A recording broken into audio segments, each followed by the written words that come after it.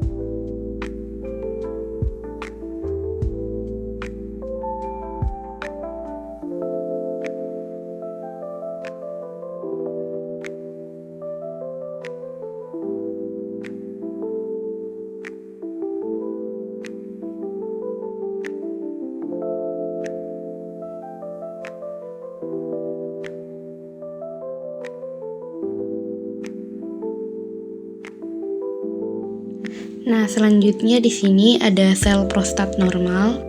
Nah, untuk bagian-bagian sel yang dapat diidentifikasi, di bagian sini ada inti sel atau nukleus, berwarna lebih gelap di tengah sel, berfungsi mengatur aktivitas sel.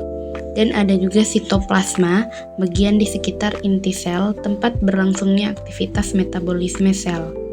Selanjutnya lumen, yaitu rongga di tengah kelenjar prostat yang masih lebar, menandakan saluran belum menyempit, dan sel epitel kelenjar prostat tersusun rapi dan jumlahnya masih normal.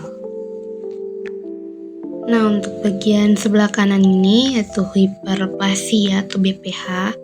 Nah, bagian-bagian sel yang tampak yaitu inti sel atau nukleus tetap terlihat pada masing-masing sel. Dan untuk sitoplasma mengelilingi inti sel. Nah, untuk jumlah selnya meningkat, tampak lebih banyak dan lebih rapat dibandingkan kondisi normal. Lumen menyempit atau rongga di tengah mengecil akibat penebalan jaringan karena pertambahan jumlah sel.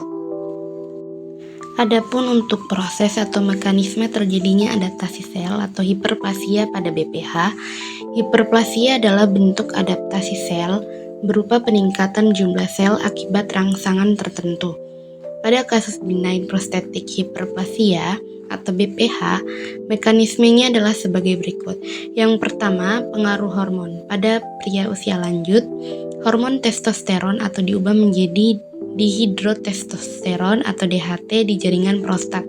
Yang kedua, rangsangan proliferasi sel. Hormon DHT merangsang sel-sel kelenjar prostat untuk membelah lebih sering atau proliferasi. Dan yang ketiga, peningkatan jumlah sel atau hiperplasia. Akibat rangsangan tersebut, jumlah sel epitel dan stroma prostat bertambah sehingga jaringan menebal. Dan yang keempat, penyempitan lumen dan uretra. Penebalan jaringan menyebabkan lumen kelenjar menyempit dan prostat membesar, sehingga menekan uretra. Dan yang kelima yaitu dampak fungsional. Tekanan pada uretra menyebabkan gangguan berkemih, seperti sering buang air kecil, aliran urin melemah, dan sulit memulai berkemih. Nah, untuk kesimpulannya, hiperplasia pada BPH merupakan bentuk adaptasi sel terhadap rangsangan hormon dengan cara meningkatkan jumlah sel. Adaptasi ini awalnya bertujuan mempertahankan fungsi jaringan, namun jika berlangsung terus-menerus, dapat menimbulkan gangguan fungsi organ, terutama pada sistem perkemihan.